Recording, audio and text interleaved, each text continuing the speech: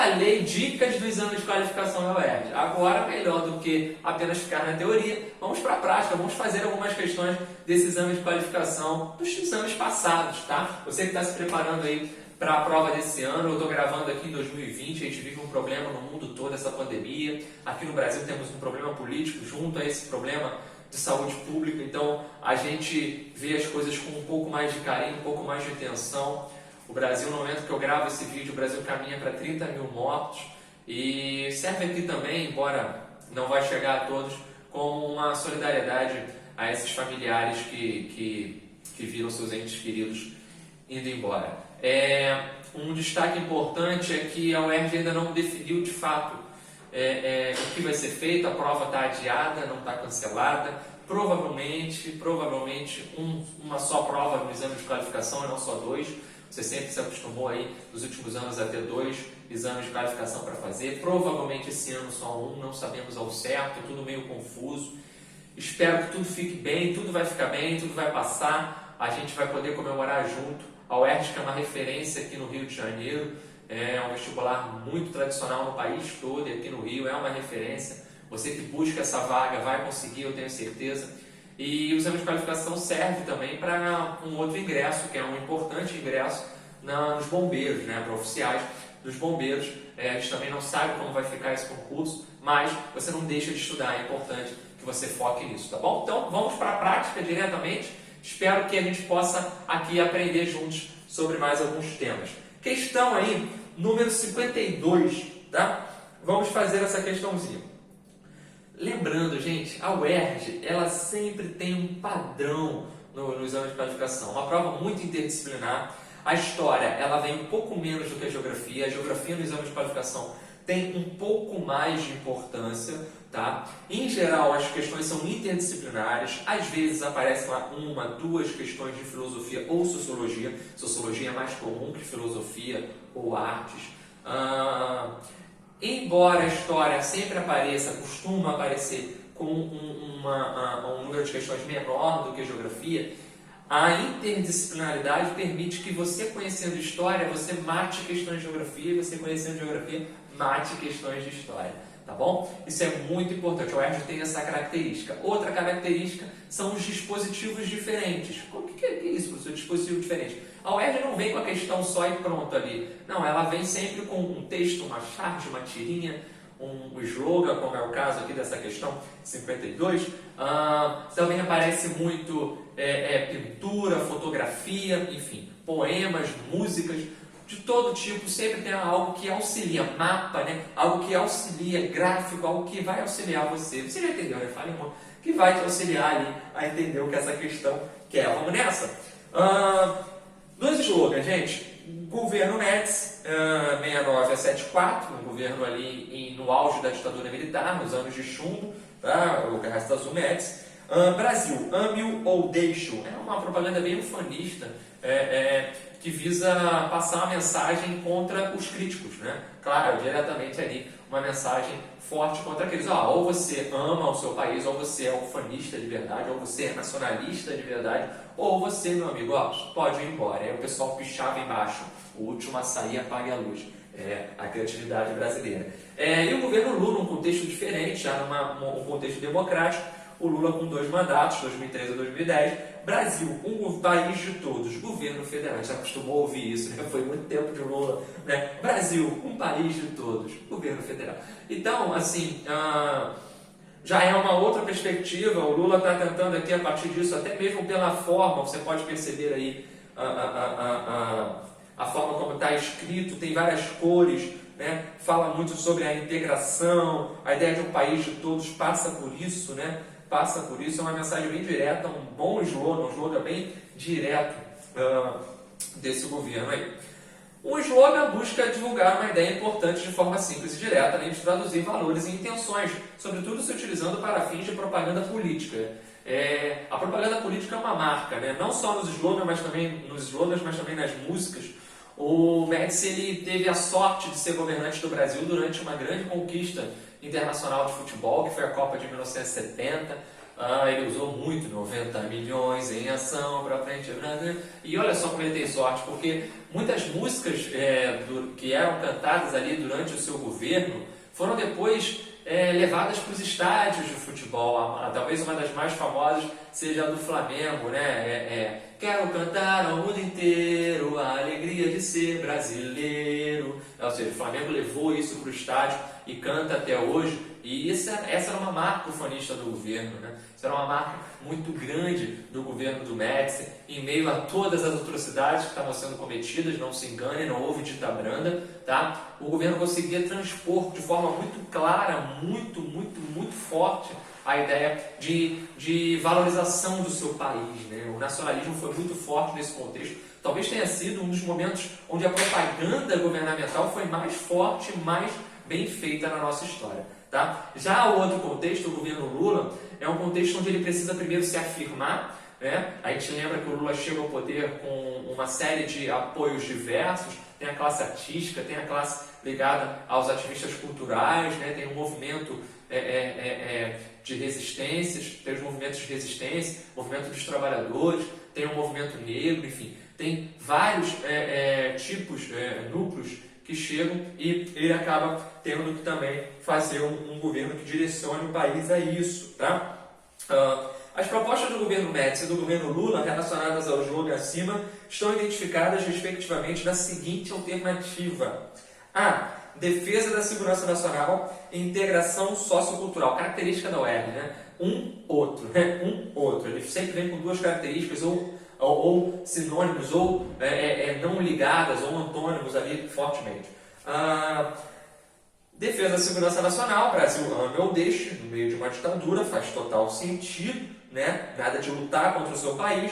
Integração sociocultural. Interessante essa A. Vamos para B. Distribuição equilibrada de renda, não. Lembrando que ele falou respectivamente, ou seja, nesta ordem. Então, primeiro Médici, depois Lula. Distribuição equilibrada de renda, socialização da riqueza, não encaixa bem. C. Diminuição das desigualdades jurídicas, não há diminuição das desigualdades jurídicas. Democracia racial, também não se encaixa bem. Qualificação da mão de obra fabril, não há nenhuma referência a isso no slogan.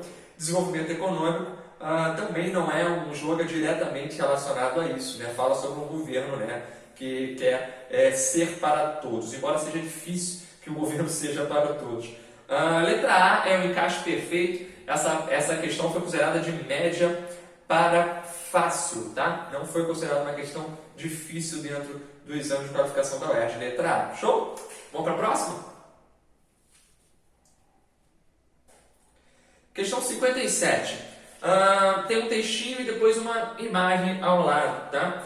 O presidente Roosevelt, esse Roosevelt é o Franklin Delano Roosevelt, tá?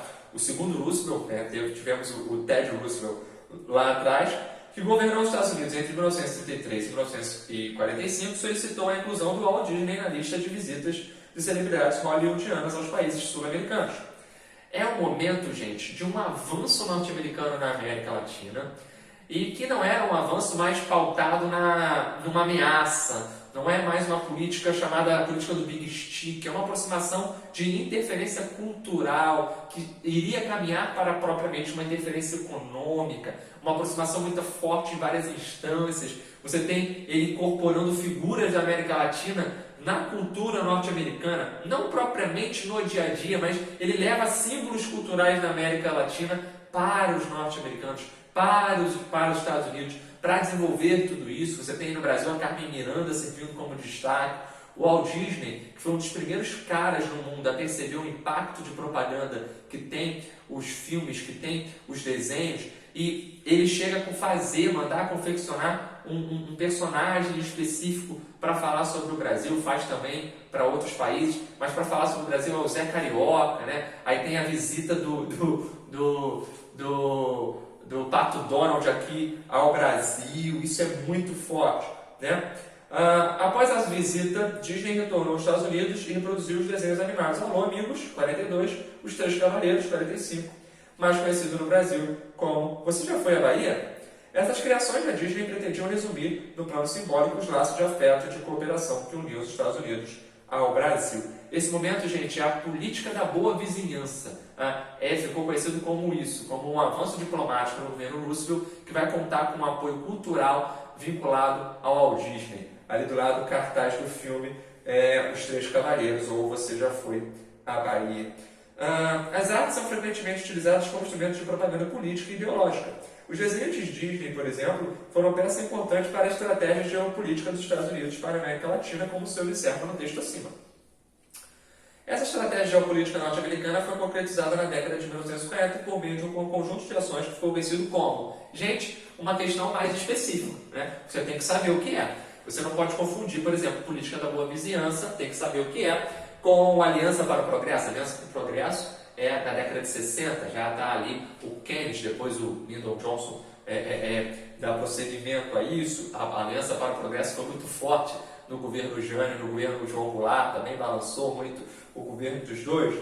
A América para os americanos lá atrás e o Destino Manifesto. A América dos americanos com a doutrina Monroe e a América para os americanos, a doutrina do manifesto, do Destino Manifesto, a ideia de que os Estados Unidos estava predestinado a avançar politicamente sobre áreas de influência também. Bem lá atrás, Aliança para o Progresso, não. América para os americanos, não. Doutrina do Destino Manifesto, não. É letra B, política da boa vizinhança. Show? Beleza? Questão 52, agora de outro ano. Lembrando, a UERJ adora efemérides. Adora efemérides. Tá? Então, por exemplo, tem um vídeo aqui no canal que eu falo sobre as efemérides de 2020. Sempre trago todo ano as efemérides. Efemérides é aquela data marcante, aquele aniversário redondo, muito importante. Tá? A UERJ adora. Se tem uma coisa que combina com a UERJ é isso. E além do mais, ela também gosta muito de falar sobre o Rio de Janeiro. Então, conheça um pouco sobre o mapa do Rio, sobre posicionamento geográfico, sobre dinâmicas de ocupação social, população, rios, essas coisas vão te ajudar. Gráfico, taxas de natalidade, índices de violência, tudo isso vai ajudar bastante você na hora de fazer esse vestibular. Dirijo-me, esse aí é um discurso do João Goulart no dia 13 de março, na Central do Brasil. É o discurso, o famoso discurso das reformas, né? Esse discurso no dia 13 de março vai reunir, de acordo com alguns historiadores, de 150 mil a 300 mil pessoas, um núcleo muito forte de apoiadores. O João Goulart, que segundo pesquisas de opinião da época, não era um presidente tão odiado assim como a gente possa imaginar hoje em dia. O João Goulart tinha uma grande crítica por parte de oficiais mais conservadores, né? Uma galera das Forças Armadas mais conservadores e de alta patente. Tinha um problema também junto a pessoas mais conservadoras.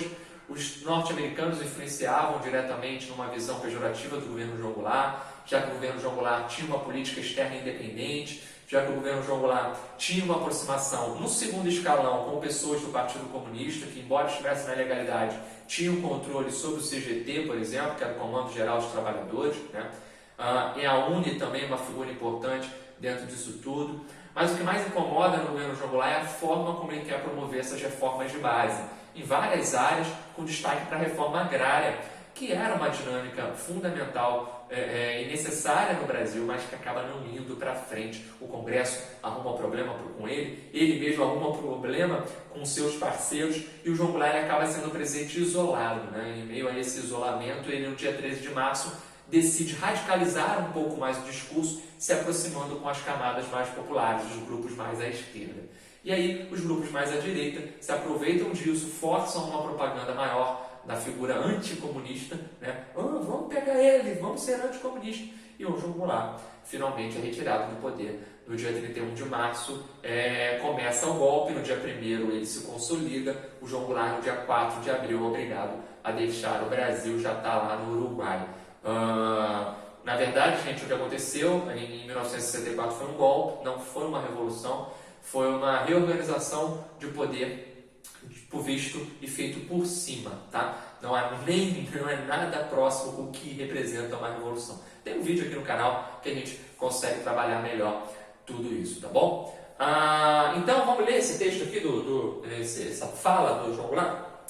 Dirijo-me a todos os brasileiros, não apenas aos que conseguiram adquirir instrução nas escolas, mas também aos milhões de irmãos nossos que dão ao Brasil mais do que recebem. Interessante que ele fala das escolas, porque nesse contexto está sendo colocado em prática o projeto educacional do Paulo Freire, que hoje é atacado de forma bem cruel e sem nenhum cabimento, né? Se a gente tivesse noção do que o Paulo Freire representou no mundo, talvez a gente não acusasse ele de tantas coisas como a gente acaba acusando. A gente, que eu falo, o Brasil como um todo. O Paulo Freire acaba sendo perseguido quando a ditadura começa, acaba sendo exilado, e os seus métodos de ensino são copiados em grande parte do mundo, enquanto no Brasil a gente fica bem para trás. O Brasil tinha mais de 40% de analfabetos nessa época, e eles não votavam. Uma das bases da reforma de base era levar voto aos analfabetos. Então, continuando, que pagam em sofrimento, em miséria, em privações o direito de ser brasileiro, de trabalhar de sol a sol para a grandeza desse país. Aqui estão os meus amigos trabalhadores na presença das mais significativas organizações operárias e lideranças populares desse país. Aqueles que reclamam do presidente da República, uma palavra tranquilizadora para a nação. O que posso dizer-lhes é que só conquistaremos a paz social pela justiça social.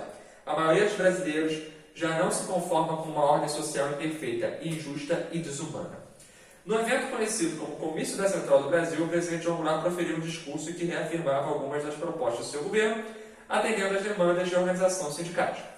A proposta desse governo, mais diretamente associada à promoção de justiça social, foi a realização da reforma agrária, a gratuidade do ensino público, a concessão de voto aos analfabetos, a introdução dos direitos trabalhistas. Gente, ele leva direitos trabalhistas ao campo, tá? O grande Estatuto do Trabalhador Rural é marcado ali em 63 como uma base fundamental do governo João Goulart. Ele leva coisas que o campo nunca tinha tido. Mas o que o campo mais precisava naquele contexto, galera, era fundamentalmente de uma reforma agrária, uma redistribuição dessas terras. É a marca mais fundamental do governo João Goulart. O que mais traria justiça social de fato naquele contexto era a realização da reforma agrária. A Constituição de 46 previa a reforma agrária, só que ela previa através de uma indenização prévia a essas terras improdutivas, o que era visto como impensável, porque o país não teria condições de fazer isso, de pagar. Você tinha que, no máximo, garantir um título para o cara depois receber, né? Dar uma garantia ali estatal para o cara receber futuramente. Então, enquanto você tivesse que indenizar antes para pegar a terra depois, nada ia sair do papel. O João Goulart tenta passar isso no Congresso, tem a figura do Plínio Arruda como uma figura importante, enfim, ele tenta fazer diversos diálogos, não consegue, é muito difícil essa reforma agrária ser aprovada nesses termos. E é engraçado o seguinte, quando a gente fala de reforma agrária, a gente acha que a reforma agrária é só do João Goulart, só o João Goulart quer a reforma agrária.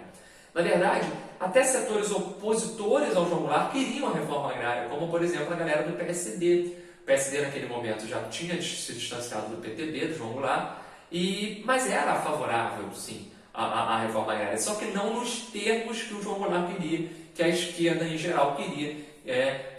O PSD, essa galera mais conservadora, era favorável, mas com essa indenização prévia, o que na verdade geraria pouco impacto, porque não se teria condição de fazer uma reforma agrária que seria necessária em ampla, com uma amplitude muito grande, naqueles termos.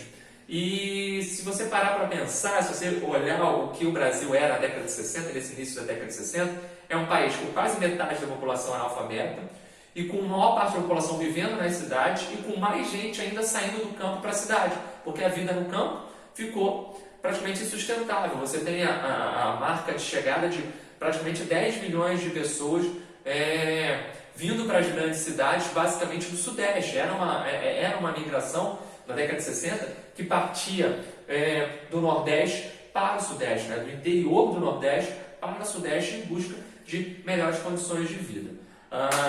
Então, o que essa questão aí quer que a gente faça é que a gente decida, né, defina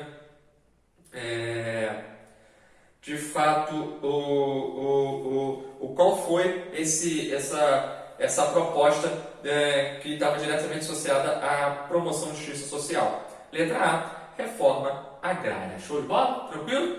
Vamos nessa. Vamos lá, questão 56.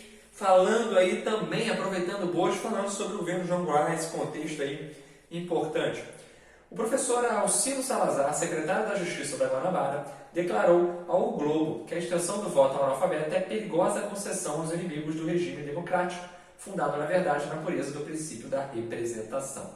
Fevereiro de 64, Nesse contexto, o Carlos Lacerda era o governador do estado da Guanabara, estado do Rio, estado da Guanabara, né? O estado da Guanabara era governado pelo Carlos Lacerda, e aí o seu secretário da Justiça acaba dando um discurso desse. Havia um debate muito grande, gente. Inclusive, pessoas que eram mais ligadas a um caráter conservador e que defendiam o direito ao voto analfabeto eram sumariamente afastadas ali daquele grupo, eram tratadas com desconfiança. Havia um debate muito grande.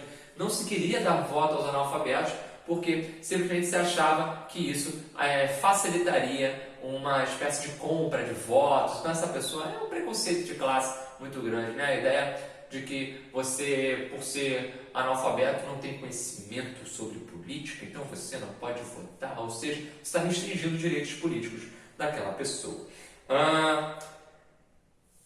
Na outra parte, em sua mensagem ao Congresso Nacional, em 15 de março de 64, o presidente João Goulart escreveu: outra discriminação inaceitável atinge milhões de cidadãos que, embora investidos de todas as responsabilidades, integrados à força de trabalho com seu contingente mais numeroso, são impedidos de votar por serem analfabetos. Então aí as duas bases da moeda, essa questão mistura um pouco de sociologia, porque vai falar de direito político, claro.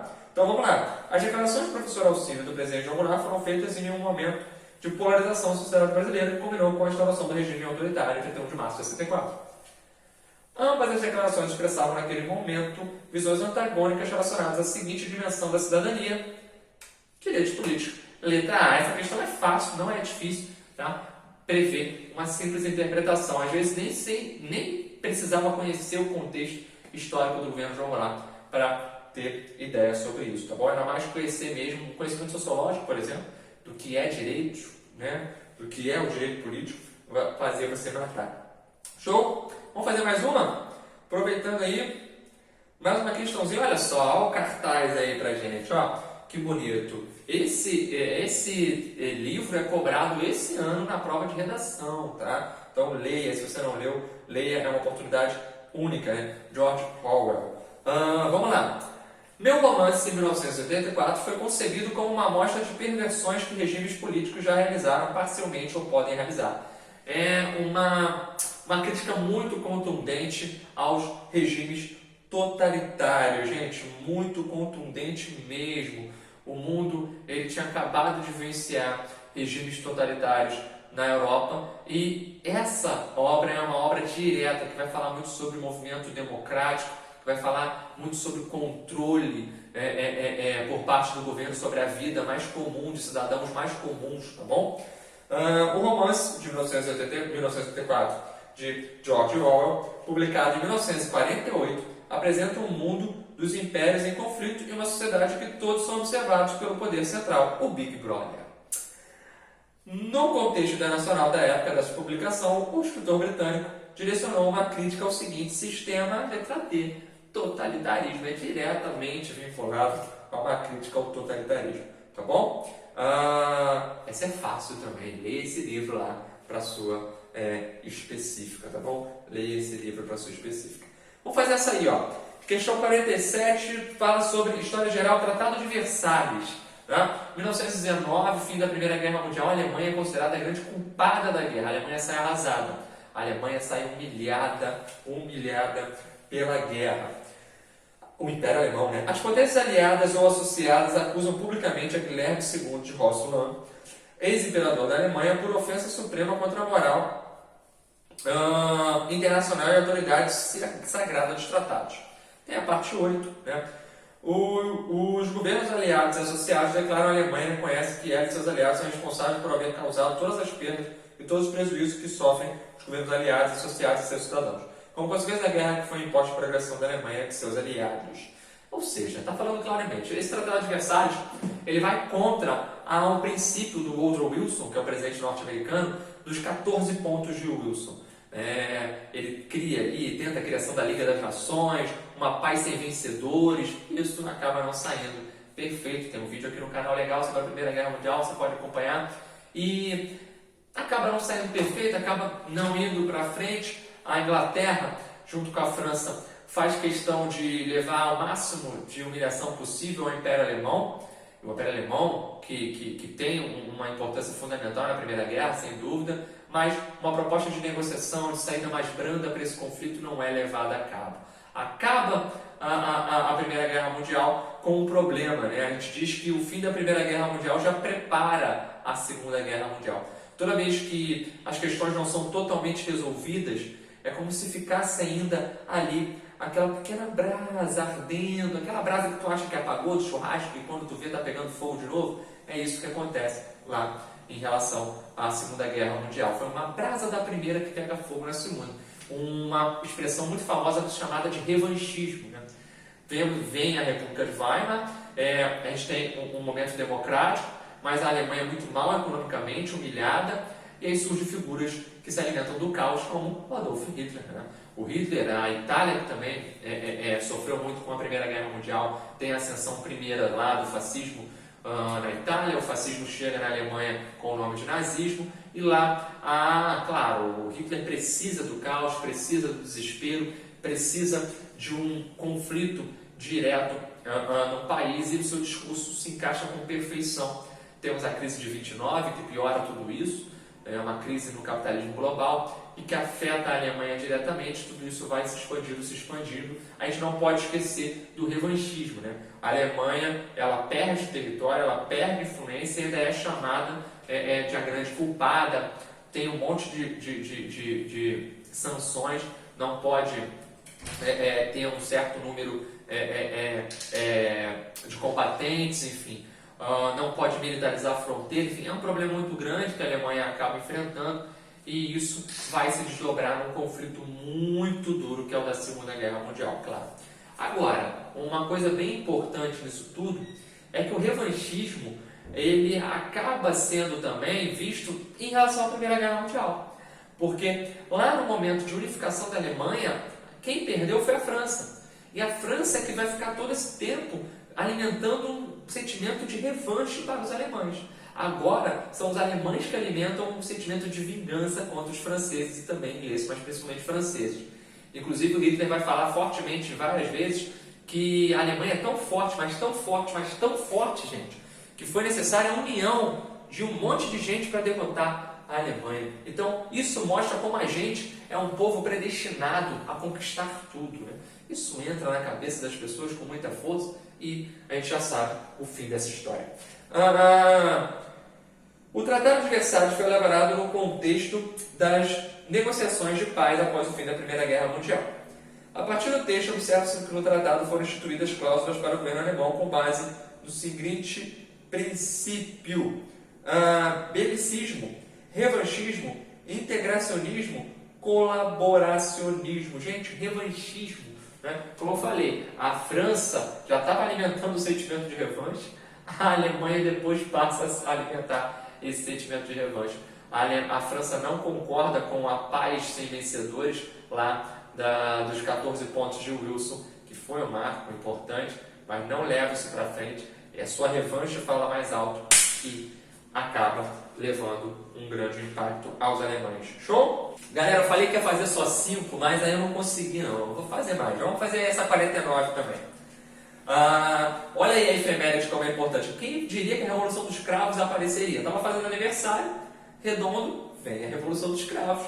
Grande movimento lá em Portugal que vai colocar fim à ditadura do Salazar, né? O salazarismo. O Salazar já tinha morrido antes, mas o salazarismo ainda existia. O aniversário dos 40 anos da Revolução dos Cravos está sendo comemorado com uma série de conferências, debates e eventos culturais. A agência turística Lisbon Move Tour lançou um roteiro inspirado no filme Capitães de Abril. Né? Há um movimento militar, a gente vai falar o que é. Os turistas visitam os locais onde foram filmadas as principais cenas em uma mistura de passeio cinéfilo e aula de história. Em cada parada, a guia conta detalhes do famoso 25 de abril de 1974 e do movimento político que derrubou o regime salazarista. O giro termina no Largo do Carmo, onde há 40 anos uma barraca de flores deu origem ao nome dessa revolução. Lindo, grande movimento da Revolução dos Escravos. As diversas comemorações do aniversário da Revolução dos Escravos em Portugal indicam a importância dessa data para o país. Gente, é nada mais nada menos do que a retomada democrática no país.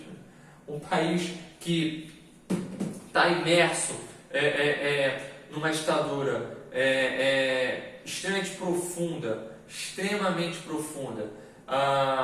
desde a década de 30, tá? Mais especificamente de 33, que vai acabar, vem a Constituição, depois vem o Estado Novo português, até 74, né? Para você ter ideia. As pessoas tiveram toda uma geração de suas vidas ali durante o regime salazarista, um regime de orientação fascista. Nesse contexto, o que está enfraquecendo o salazarismo não apenas é a morte do Salazar, mas também as guerras de libertação na África, né? Basicamente Angola e Moçambique, com destaque nesse contexto. Há um enfraquecimento, algumas tropas enviadas, os próprios militares passam a questionar tudo isso, e um movimento de militares, um apoio amplo da população, toma as ruas em Portugal e acaba rolando a grande e maravilhosa Revolução dos Cravos, que é uma retomada da democracia. Pouco tempo depois vem uma nova Constituição e, de fato, Portugal se livra de uma ditadura de cunho fascista. Show? Então vamos ver o que a questão quer. Só lemos Chico Buarque, né? Cá estou carente, mandas novamente alguns filhinhos de alecrim. Chico Buarque é sensacional. Até parei, cara, que é isso, cara? Como é que a gente tem esse cara aí e dá pouco valor, né? Na verdade, eu dou muito valor, né? Mas tem gente que não dá muito valor. O cara é um monstro sagrado. Ó, gente, pô, falaram que canta mal. Canta mal você, cara. O Chico Buarque não canta mal nunca. Ó, vamos lá. Devido à conjuntura que ocorreu, a Revolução dos Cravos tem para a sociedade portuguesa o seguinte significado: a instalação da ordem democrática. Já matou, né? B. Diversificação dos espaços culturais.